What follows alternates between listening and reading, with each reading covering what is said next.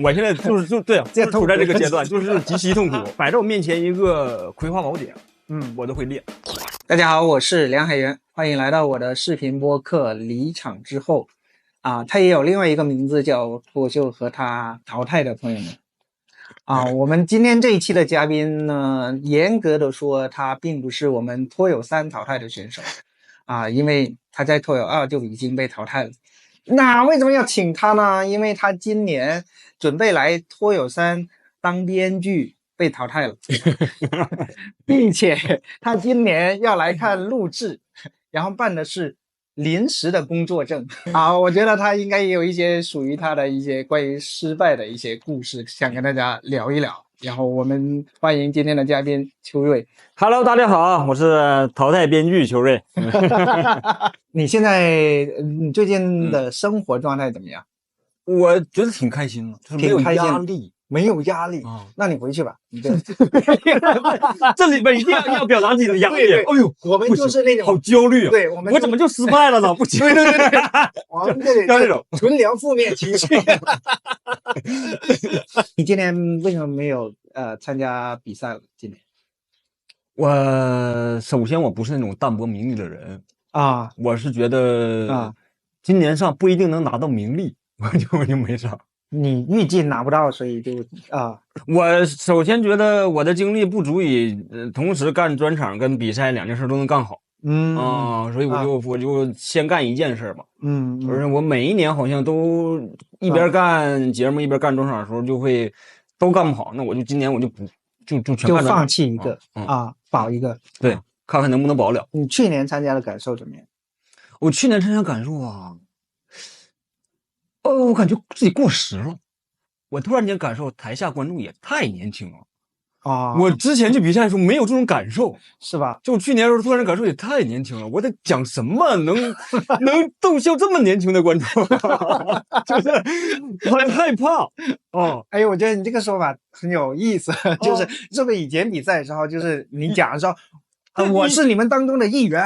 对，我说的就是我们大家的心声我们大家的心声，知道吗？是啊。然后现在是你再站上去的时候，哎，下面这些小年轻喜欢听什么？对，是我怎么样在不违背自己意愿的情况下还可以讨好他们？去年比赛的感受就是我的想法跟台下观众是不一样的就是我一定得做取舍了。如果我要为了赢，我就要做取舍了。原来我就是群众从群众中来的人现在不是了。有没有可能是你脱离群众了呢？不是年龄的问题，是因为你太获得的成就太高了，然后跟观众已经不在一个层面了，然后发现群众已经不了解你在想什么。不是，我是感觉我的审美就过时了。我去年有一个，我每年比赛我也会总结我的经验嘛，对吧？我去年的时候小齐刚上之前，我就要传授一些我在节目中的经验嘛。你跟小齐我传授说，我说咱们就他那个经典那种甩头发那个动作对，我告诉他咱千万别这么演但是后来演完他巨胀我在那种臊的我呀，我的天，我是出于好心你知道吗？我是知道那个时间点以我往年的经验呢，你就得慢慢进然后再亢奋，他直接干嘛就可以呀我觉得我真老跟他说的时候小齐给你什么反应小齐给我的反应是虚心接受虚心接受，然后上场还是甩上场直接就甩起来甩起来甩得要死我记得小齐去年第1轮是全场最高票是对啊这不是一般的成功。我知道他的本子特别好但我觉得以我的经验就是往年就得像袅袅那种，你先慢慢来然后再拔起来。我把我的经验全是交付给我的弟弟了这个弟弟没听，然后他赢了，赢的巨帅然后结束之后他有说谢谢瑞哥幸亏没说，不然我更臊的幸亏没说，给我留了点脸了所以是在那一刻你觉得你过世了吗？那对，而且我去年我感受是我真的我不是没有做尝试，我是每一场都在尝试着去写大家台下观众更有共鸣的东西，我去做了也不行。具体做了什么呢？我在去年比赛的感受是像是在游泳就是你得演一会儿拼命划下水然后换口气观众鼓掌的时候你赶紧歇一口然后再开始游吧，游完之后再换气，我是有那种感受。之前就是我能让观众给我的掌声，我听到这台上有一丝无聊，然后再开始讲下一句话。哦，但去年比赛是我必须要，我一口气都留不下了，必须抓紧了。哎，你这个太有画面感，就是游泳的时候就观众鼓掌，然后赶紧。对，鼓掌的时候赶紧喘一口气，然后就下去了，然后就站地上了，然后赶紧再游再换上来。对，以前就是游一下，然后观众一直在那鼓掌。就是很自在是吧？对，我会以前像鱼一样。对啊，之前你会压着观众说这块别笑了，不然我讲不完要超时了，别笑了。之前会那样。我感觉这就是一个确认，去年是你成为老登的第一年，对，是我的老登元年。对，就是我每选一个话题都不准，就采编选一个采编，我就感觉可能就是你从根儿上就不对了。今年还有新人来问你说，就是有什么比赛的经验什么之类的吗？今年好像已经很少了，已经很少了。就是，往年也没有人，往年都是我主动去教，对吧？就是展示自己的爹味儿。但是现在得压抑着了。我以前我没觉得自己是爹味儿，我是觉得是在跟我的传授一些经验嘛。对，少走一些弯路嘛。对，但现在我觉得我的经验本身就是弯路了。你是准备蓄力到明年？我会再观察啊。我现在没做好决定要不要再参加比赛，因为我此刻的感受是我挺享受现在的生活状态。现在是什么样的生活状态让你如此享受啊？我之前会就像你最开头说，我之前会把所有精力都放在写段子上面，就是像那种全职脱产干这一件事的时候，就像一个高3的学生。对啊，然后我会觉得特别累，你就必须得逼着自己赢。因为你高3的学生，你只有一个任务，你就是考试考好，然后高考考好，然后你的为你付出的爸妈或者是你周围所有人，你都对得起他们了，你就完成一件事情就可以了。对吧？之前是类似这样的感觉。那你现在是什么状态？就是不用为这个高考准备了。我现在就是意识到自己全力以赴，如果也拿不到自己想要的结果的时候，就会松下一口气。反而像我，高2的时候突然间意识到自己好像不擅长数学这个事儿的时候，一下就会松了一口气。在心里边觉得可以拿这个时间去学点别的了，有一个确认的这样一个过程。是，然后会放松很多。之前你全职干这个，脱产干，就当一个高3学生的时候，你会接受自己哪怕有一点点不良嗜好。但我现在就不接受，我想更健康一点，我觉得那些都是借口。所以现在其实你反而是处在一种很现在健康的享受生活的状态。因为之前我记得我们好像是在读稿会还是什么场合我们聊过，就是你说你是一个闲不下来，然后也放松不下来，然后你就是没有特别多自己生活乐趣的这样的一个人。是，现在你是不是找到了这些闲暇的一些生活乐趣？我就是一个不会这辈子都不会产生乐趣的人了。我的所有乐趣就是来自于我赢，我就是得赢。我现在觉得我走出低谷的办法也是赢，也是拼到赢为止。我被教育的就是这种，一直在当那种高3学生，就是一直在当人生赢家。之前人生赢家是你的起点足够低，你就会设置稍微高一点点的目标，然后实现之后歇一阵，然后再设置更高的目标歇一阵。我之前都是这么过的。但只是最近几年之后，你发现3年前设定的目标到现在还没有实现的时候，你就会开始问自己新的问题会不会永远就是这样？然后答案是没有，我现在也没有答案呢。比如说你是一步一步往上的话，可能最往上的点是在春晚，这是一个大家很多人梦寐以求的一个成就了。跟这个点相比，它后面肯定是有在往下。那是不是这么说的话，就会失去这种赢的感觉？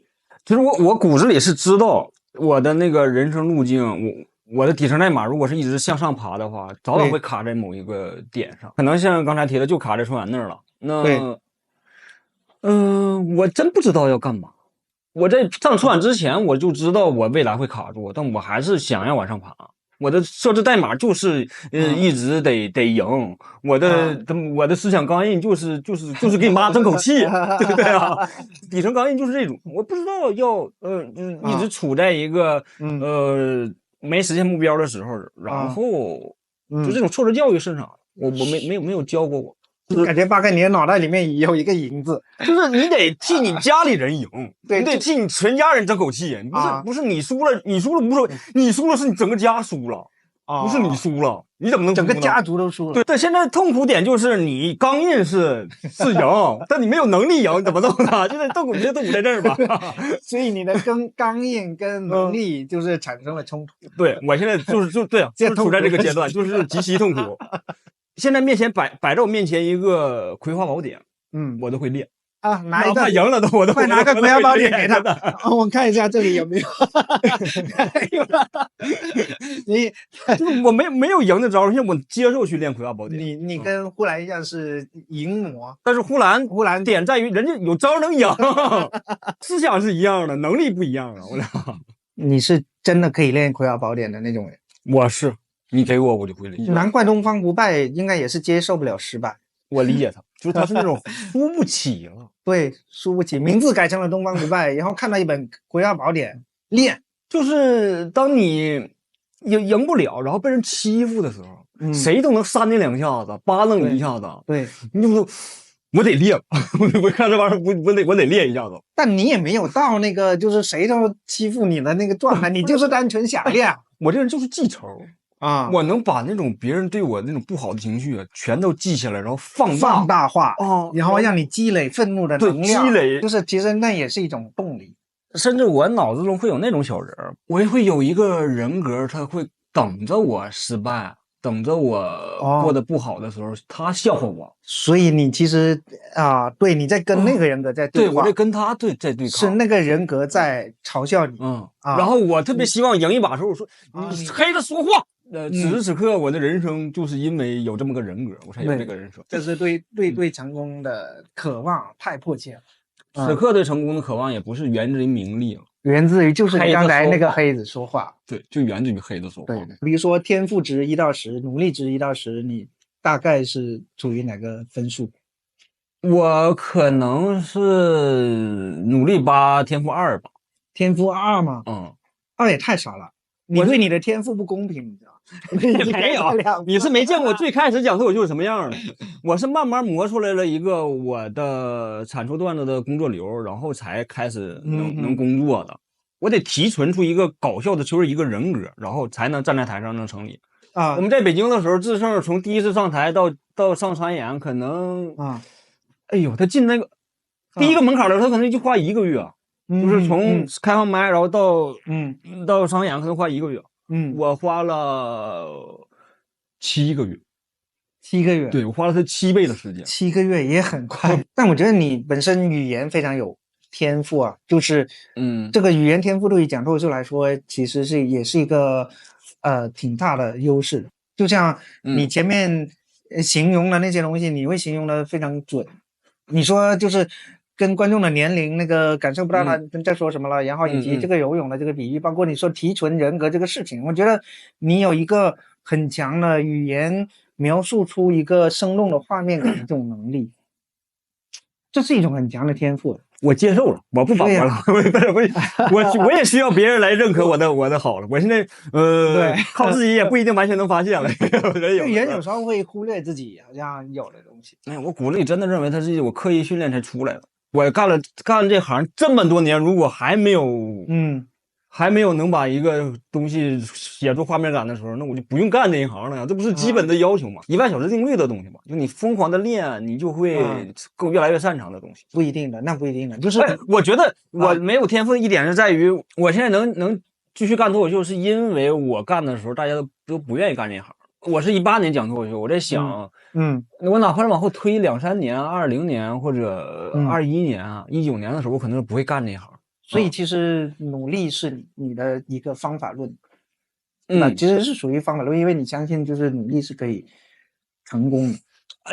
是因为我之前所有能干成的方法就这一个，它相当于是我手里的锤子，我没有别的工具，我只会用锤子，那就用锤子吧。但这2年就会发现这个锤子吧，没有那么好用了。那别人用什么呀？我不知道用什么呀，我就会用锤子，我就得一路砸出出口啊。别人可能用钥匙用什么呢？我就会用那个。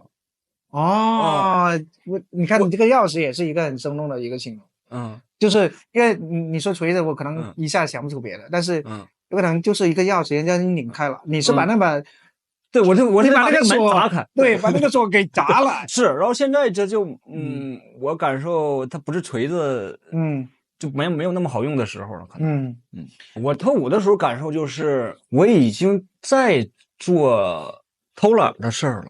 就是我慢慢会这个事儿了，你懂吗？就是我会，就相当于他这高考的时候，我知道刷题就能行，然后我知道写哪个方向就能得高分的时候，我开始只做高分的事儿了。其实，在上脱口秀大会之前，我是有2个人格的吧。第1年上的时候，钻石房那个生气那部分人格是我的，然后我被淘汰那个段子。其实也是我当那专场的，他是开场的段子，真的。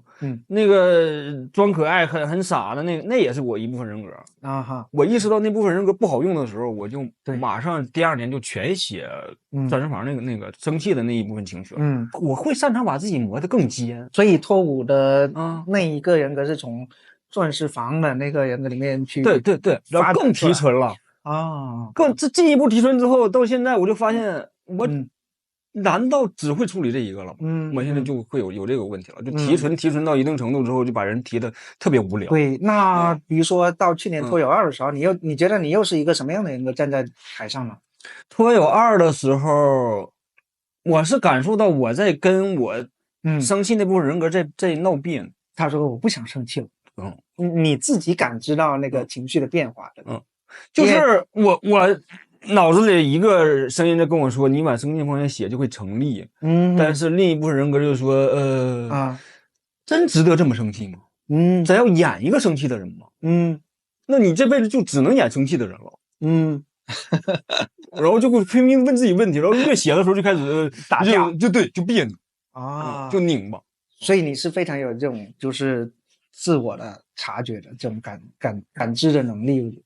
各行各业我感觉都像，都像是在赛车，然后像呼兰就是那种跑车，他怎么干都能成，但我是那种，五菱宏光，然后把自己座椅啊，然后什么驾驶全都扔了，然后反光镜全都扔了，然后跟他去跑，我能跟他跑平齐，然后我把自己扔到那个程度的时候，我下了赛道我去干嘛？我现在只能比赛了，我给自己扔的那种了。看到那辆我被我拆的乱七八糟的50的时候，我就在想，干嘛呢？咱们你可以改装成一个跑车。那呼兰就下了赛道，他还继续可以开他可以接专车的单。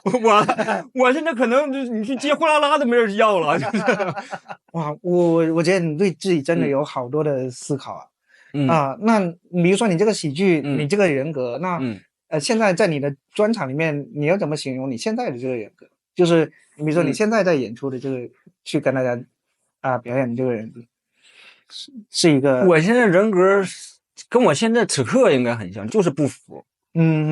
就是其实是嘴硬，就是你心里边知道好像赢不了了，但就是不认我就要跟你杠。我觉得挺好啦，是一种战斗精神。我只能战斗我觉得人格或者是性格或者脾气什么的，它没有绝对的对错或者是优劣。一个是我觉得你自己跟自己是非常自洽的，就是你接受自己的这种就是战斗或者不战斗的这种状态，并且你不会因此觉得说痛苦嘛。其实我现在挺期待赢一把的。这不痛苦吗？你不能光战斗啊，你不能屡败屡战呐，屡败屡战多难受啊！你得赢一下，然后你再战嘛，然后再输也可以。屡败屡战就相当于我们现在写的段子你讲了半年还没有效果，你还在改这个段子的时候你怎么说服自己改下去呢？你一点正反馈拿不到，你怎么说服自己呢？我难以接受。他至少我这个月比上个月多加了1个梗的，哪怕我就会继续改下去。就有动力。对呀。那现在他半年了，还是那样，还是那个效果，然后你都在改，甚至他都变成另一篇稿子了。对呀，你可以换成另外一篇稿子。哪怕这个话题我再喜欢2个月，他不行，我都会把它放到我会存起来。几年前就是比如说人气最高的时候，然后去讲开放麦，上去，然后观众就是欢呼声会特别大。是对，跟现在相比，现在观众的反应大概还有那个时候的多少？我觉得开放麦还是有一点的，有一点肯定是有一点，我觉得有一点。我在比赛期间有一点不敢上开放麦，就是你上台吧，就是会让人失望。你们觉得是一个外人，对，是一个不在比赛氛围里面的人，对，一个多余的人。对，观众会想，我今天来喂炮都没打算写你，你来干嘛？你来干嘛来了？是不是就是这样？对啊，是的，是的，这个，我觉得我这一段时间只要站在台上，就在跟观众对抗。站在开放麦台上就得跟他对抗，观众就你来我们这干嘛？对，对，所以我在上海，如果是在这个时间段，我想要去讲开放麦的话，我可能会去那种比较偏一点的开放麦。我甚至有时候会坐火车去苏州去讲开放麦如果我特别想试这个段子，我就会跑到那边去试其实从另外一个角度来说，你是太恐惧失败。就是我没想过失败之后怎么办，我的所有驱动力都源自于恐惧失败，然后拼命的往前跑。你不会想去说那样面对黑子，就是其中一个方法是你赢了，然后让他们闭嘴，然后另外一个就是你忽略他的存在呢？我怎么忽略他的存在呢？他就一直在那儿，甚至他就在我脑子中，我脑子中就有这么一个人格我只能给他干服。我唯一一招就是让他看到我过得好，然后他消失。这个人特别奇怪我过得顺的时候他就不出现。就让我没法报复他。那你不就永远都赢不了他？对，我感觉我就是永远赢不了他。我是觉得这部人格源自于我小时候，我家里人说这么对我爸呀，就是那种我在家打游戏的时候玩的时候他不说你，他等你考不好的时候，然后说玩怎么不玩了？然后他就不人格进我脑子中了。我知道了，这个黑子就是你爸。对，我们一代人都被植入这种。我们是独生子女的时候，这就是输不起。至少在我们村我是那一代开始不用干农活，全心脱产去学习的那第一代人。对。然后我爸他那时候就要一边干活一边学习。然后他会觉得你全职在干学习这个事儿的时候是一种恩赐你要再干不明白就有点无理取闹了。脱口秀演员里边我这种人格算少的，很少，甚至大家就都比较羞耻于承认说我就是要赢，我就是我努力我也要赢。但我原来的那个行业，我原来干程序员的时候，甚至上学的时候，我身边全是这种人啊。对，我没觉得我怪啊，我甚至觉得你们是怪的呀。还好他们没有都来讲。对呀，不然你就太普通了。我跟你说，我现在是不理解张博洋那种人。对，张博洋 rock 那种人，我是不理解啊，我难以跟他们交流。张博洋其实也想赢，我觉得张博洋其实也有一个人格是想赢的，只不过他另外一个人格在旁边说不要这个。我们不要赢，赢很辛苦的听话，你就在这不要动。对啊，我脑子中没有这个人能把我说服，说不赢也没有事儿。没事，有可能过几年你发现这个想赢的人格过时，元素会变，你知道吧？可能3年5年之后，你就会觉得，我当时为什么会黑子出来聊天嘛？我有另外一个想法是，人生没有办法就是都如愿的，所以我现在是可以接受有一些人生不如愿的一些状态。对，你比如说像世界杯，有那么多球星，他们都非常有能力，很有天赋，就是都想要一个世界杯作为他职业生涯最圆满的结局，但是大部分就是都没有世界杯。我会想着这个世界上很多人跟我是一样的。我小时候我家里边可是会说人家都能赢人家都能考考那样，你凭啥子？我爸妈区别在哪？我爸妈从来不说。你爸妈说的话是啥？我原生家庭比较好。真的，我爸妈不说这些话。我是农村的嘛，作为农村小孩，我学习是相对比较好的。然后我爸妈他也不太做这种对比，他甚至也不怎么管我的成绩。他希望你考好了，但是他不会去逼你考好。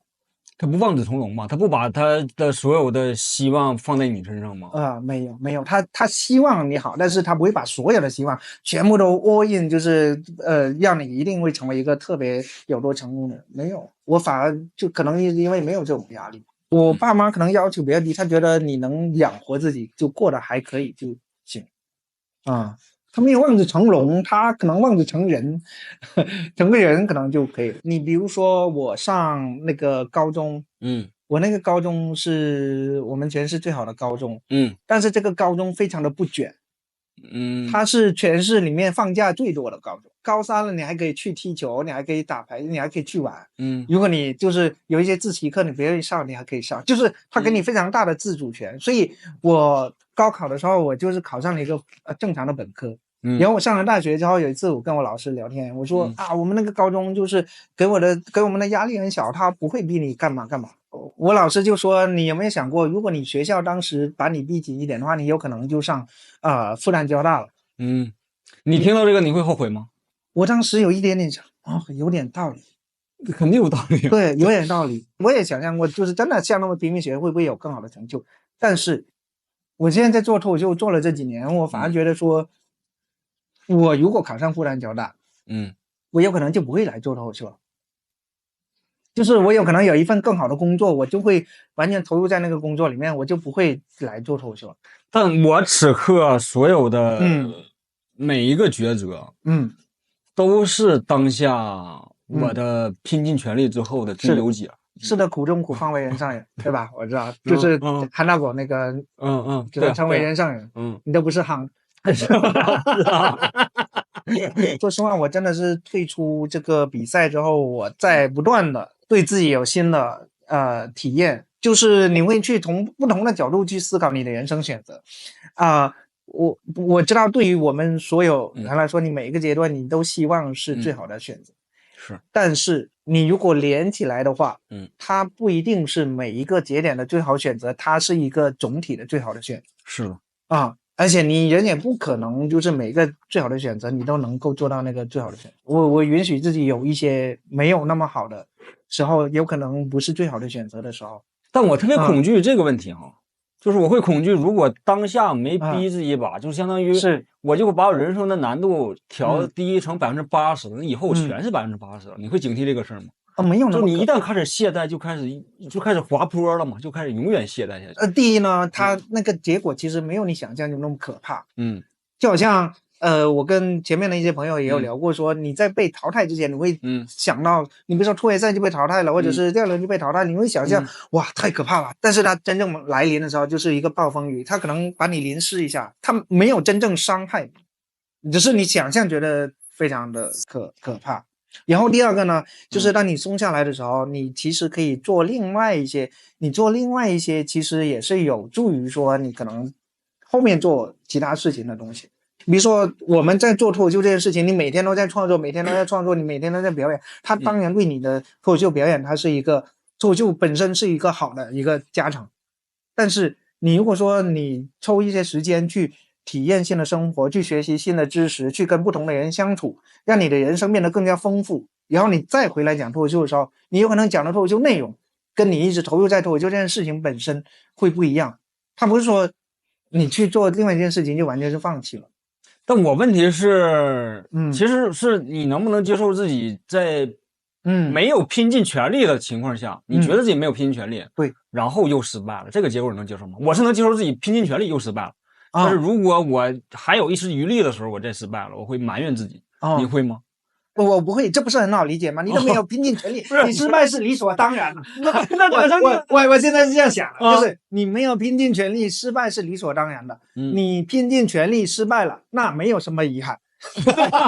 拼尽全力失败是没有遗憾的，挺烦的是那种就是失败之后，然后他说一句，你会有遗憾，你会觉得你没有尽全力。对，我知道，我没拼尽全力啊，我只能接受我拼尽全力的不行，我不能接受我有余力。我现在有很多安慰自己的方式，就是像你刚才的，我都没有拼尽全力，我失败不是理所当然的。那安慰不了我啊，那这句话是你凭啥不拼尽全力呢？你留点力给谁呀你啊？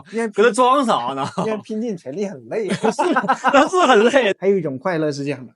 就是你没有拼尽全力，你还赢了。对，那你没有拼尽全力赢了，你肯定开心啊。我其实特别希望我输，但前提是我得拼尽全力的输之后，我就可以放松下来了。就是我已经把车拆成这样了，就是武林风光已经这样了。如果他还输了，我就觉得也那咱可以干点别的了，对吧？他已经没有任何冗余的东西了我得到这个程度我才能接受。因为我现在我其实就是不想拼尽全力。首先拼尽全力这样太累了，第二呢，拼尽全力还赢不了，你也觉得自己是个废物。我现在希望做一些更加相对松弛容易一点的事情。我最近发现就开始尝试各种各样的事儿的时候，之前我就只干脱口秀嘛，我只写本子嘛。对，现在要开始尝试什么录播客去写段子的时候，发现我巨累，我什么都不想接受。不同的人适合不同的状态，你慢慢会找到自己就是你觉得舒适的那个状态。真的有可能到3年5年，知道吧？然后说9月以前你为什么会这样？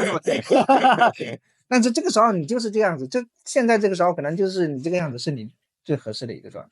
对，我现在此刻就是还是想翻身，我不知道为啥。没问题，我人生命题就还是这个，就是完全没问题啊！就是你就应该，你想去做这件事情，你想去就是要去，就是要干，能干得动的时候就是要去干。像你用你的形容嘛，精神上有一个我在旁边喊，你去呀，你干呀，你不能这么就认了。然后那另外一个人说，哎呀，太累了，就是太累了就能说服你啊？那你那个人也太好说服了，太累了，我早就说无数遍了。那脱口秀对你来说意味着什么呢？只是你用来获得赢的感觉的一个方式，还是什么？我没思考过这个问题。我觉得我还没有到能给他赋予意义感的那个年纪。我感觉我得到赵本山那个年纪吧。我说小品对我来说是什么？现在我不知道是什么。我就在此之中。我现在就是想尽量的干好。那你有什么愿望，或者是希望自己达成什么样的成就，或者是你理想中的脱口秀这个道路的职业生涯是什么样子？我最开始在上大学时候看节目的时候，我的目标就是超过你跟 Rock，然后慢慢的变成庞博，变成什么呼兰现在我就卡在成为呼兰这个路上了，就已经就没有别的，就好像它就很具体，对我来说，它就是一个想成为呼兰成为不上，但成为呼兰后边他还有成为李诞，成为陈佩斯，我后边还有很长的目标，他就卡到这儿就已经结束了。你没有一个属于你自己的想象中朱卫是一个这样的一个人，就是不跟别人比，如果没有参照系，就是只有你自己只有我自己的参照系也有，我要写出突破我之前没写过的玩意儿，对吧？你作为创作者肯定要想，这个情绪写腻了，生气这个情绪写腻了，那不我换一个写点别的嘛，然后或者观察写腻了，我这再换一个，我都尝试嘛，会有这个方面的东西在里边。很多观众就是说到秋叶，大家会很快联想到说钻石房拖鞋什么的，那你会期待说写出就是超越这2个印象题材的给大家的东西？我本来以为春晚就是超越钻石房的东西，我打心眼里那么以为，我真的那么以为。他是我第一次在段子里边不是聪明人，我第一次是一个小人，是一个反派。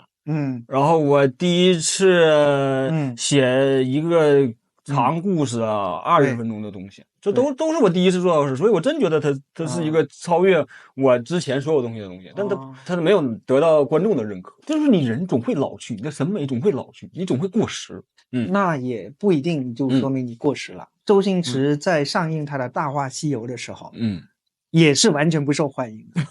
《大话西游》这部电影是被否定的，你知道吗？过了几年之后，然后重新就是被大众重新认知，然后发现《大话西游》其实是一个完全被忽视的好电影。那有可能过几年大家会想起秋卫说他当年那个春晚的段子是我有眼无珠了，我感觉有点活在梦里了。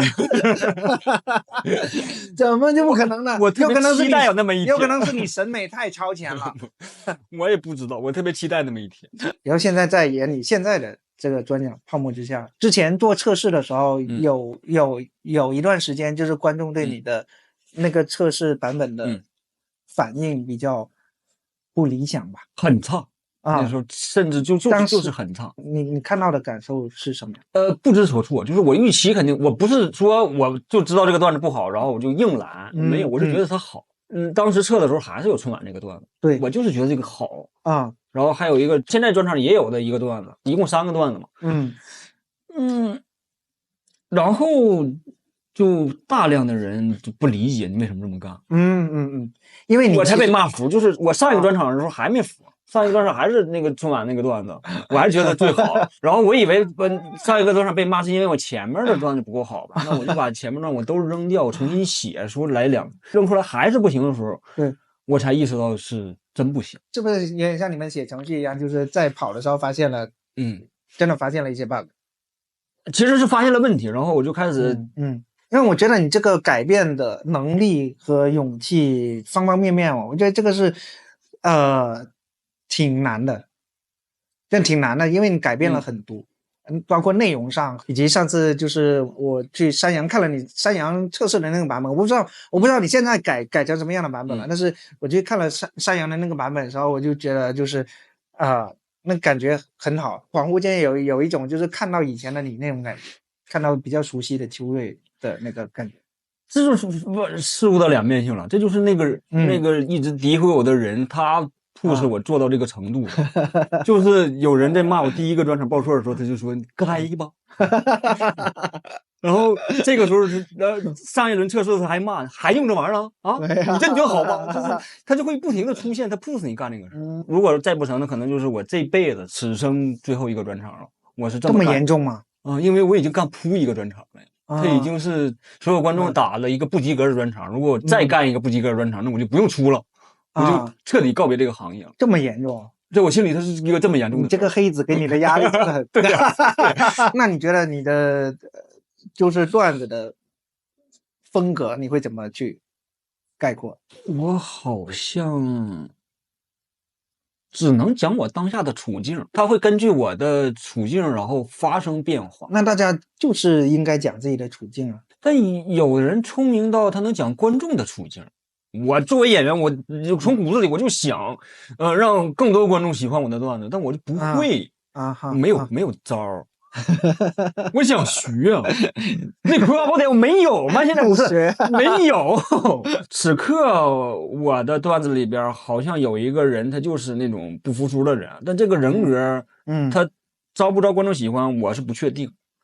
招多少人观众喜欢，我也不确定。可能过几年他就会变成一个服输的人格了，我也不知道。但此刻是这种，但前几年他也不是这种，前几年他是谁也不服。你觉得对你自己来说，你觉得愤怒这个形容准确吗？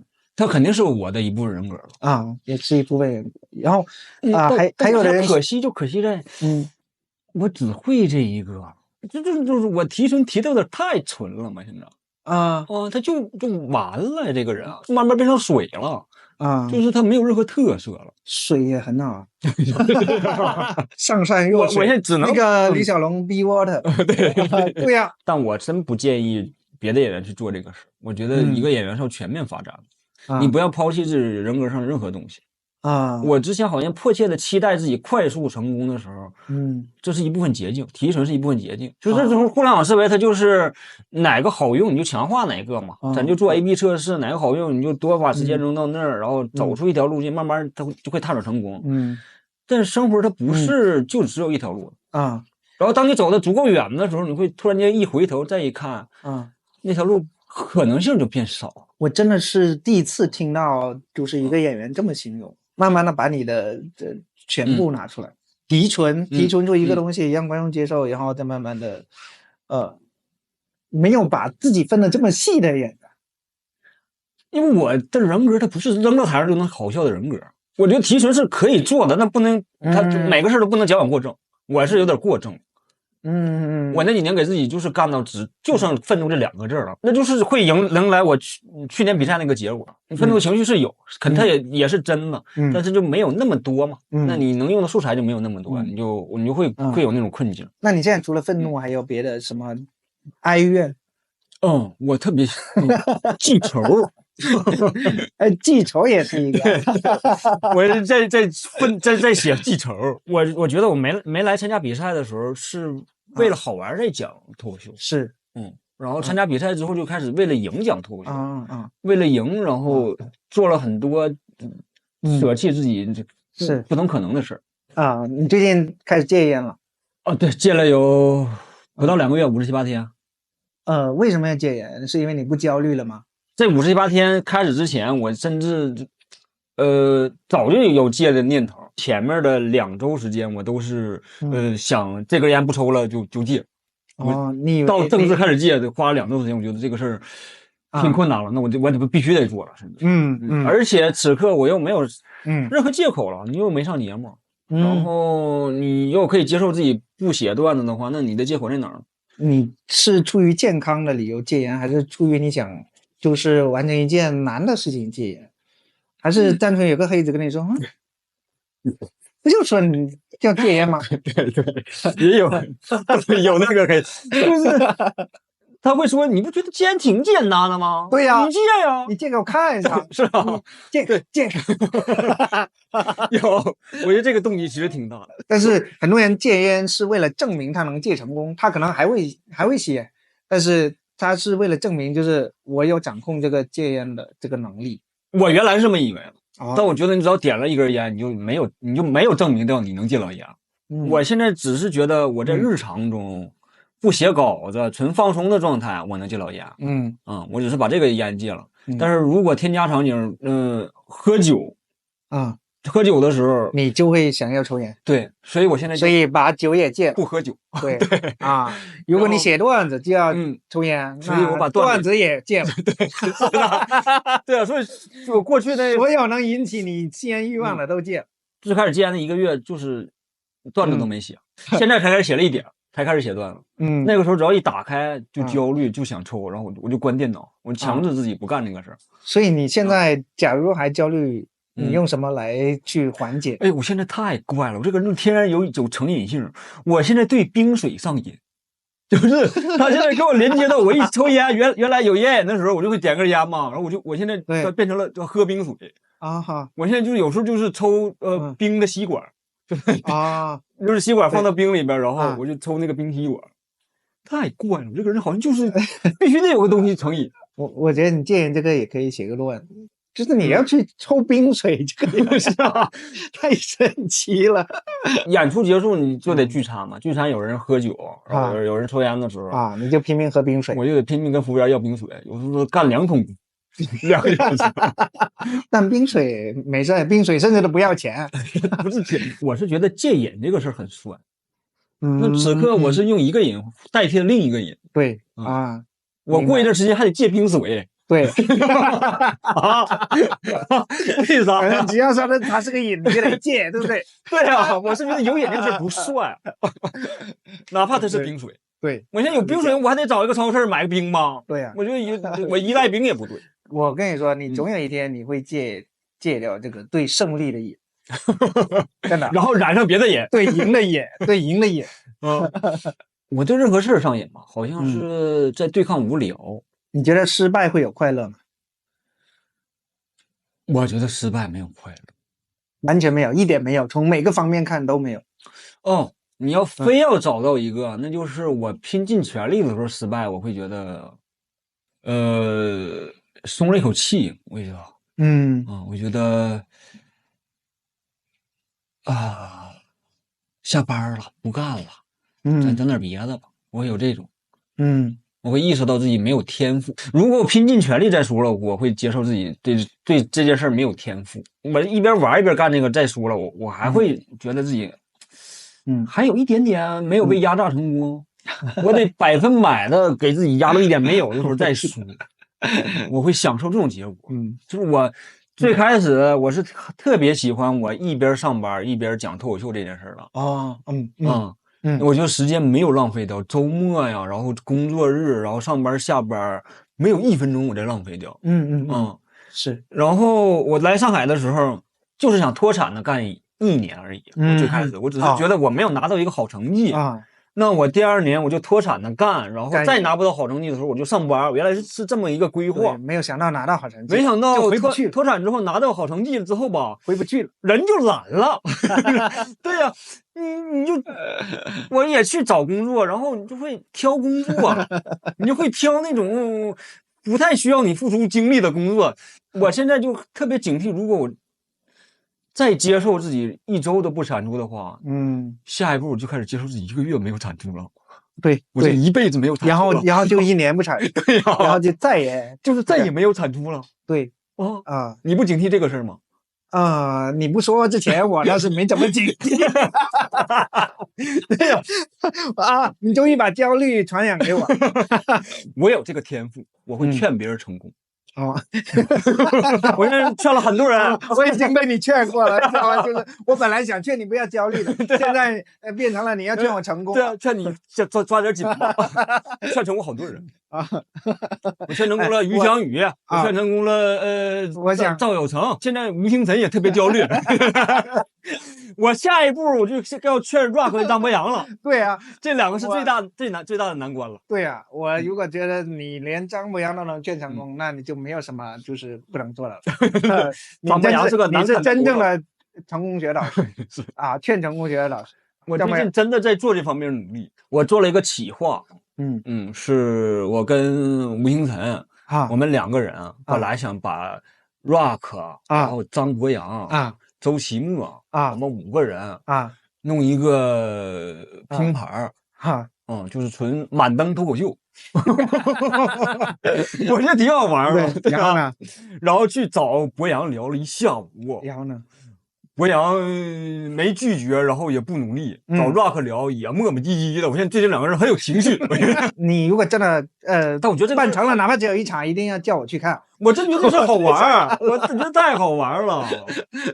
我本来想的就是这个也太懒了吧？对啊，就是我把他们都 push 过去。我觉得你很像那条鲶鱼，就是不是有鲶鱼效应吗？你是那条无力的鲶鱼。就是那个鲶鱼扔进去之后，你以为哇，大家动起来，就是大家就是产生鲶鱼效，结果没有一条鱼理你，就是大家都觉得这鲶鱼在干嘛呢？是脱口秀圈就是这个样子啊！我以前我在别的里边稍微游一游，大家马上就游得比我快了。对，现在就是把鲶鱼扔到咸鱼里。那些全是咸鱼。对，咸鱼都说你这干嘛呢？你这躺着吧，就是不要叫我翻身什么的。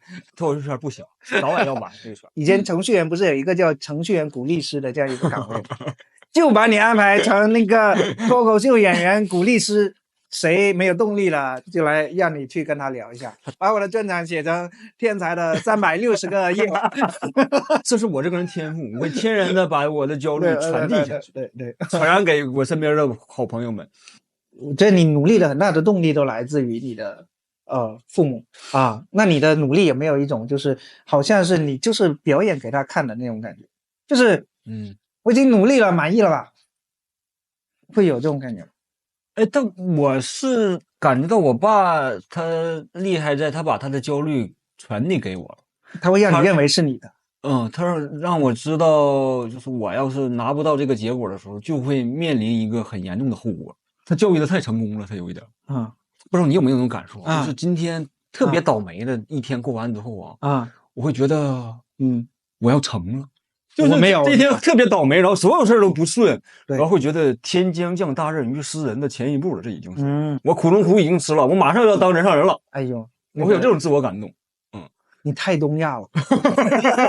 那你理想中的生活是什么样子？你的想象中的画面，你最理想最舒服的生活，也不用赚钱的生活，你希望是什么样子？得有个活干。我完美的状态就是他得有个活干，就是你拥有再多的钱也得有一个活干。如果给你10个亿呢？他给我10个亿，我可能不干脱口秀，我也得干点别的吧。那我快乐研究就是设定目标，实现我才能快乐。对，我吃的好东西不会给我快乐，明白？我打游戏也不会给我快乐就是我即使跟你玩非法，赢了你，我也不会快乐，我只是输了你，我会难受。我只是难受到正常，赢了你变成正常。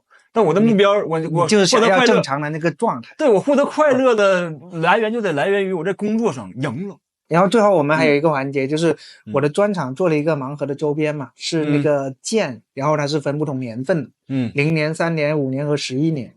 然后11年，对，因为比10年还要多磨1年就是磨上瘾了，就是闲不下来，已经磨完了，其实还是闲不下来对，然后你抽一个盲盒的话，你最希望你抽到哪一个？我挺害怕11年的，就是我一旦磨成了之后，我就不想干这个事儿那就退一步可能就变成5年了吧。就是它让我能看到，一点点在进步，然后还没有完成的时候，是我最喜欢的。明白了，你就是不能那种就是事情已经做完了，然后我现在手上没事情做了。我会等到磨到一个10年剑的时候，我马上就磨下一个0年剑了，已经。理解，来看一下，你选一个，这3个，你选一个抽一个。我抽最靠近我这个。好。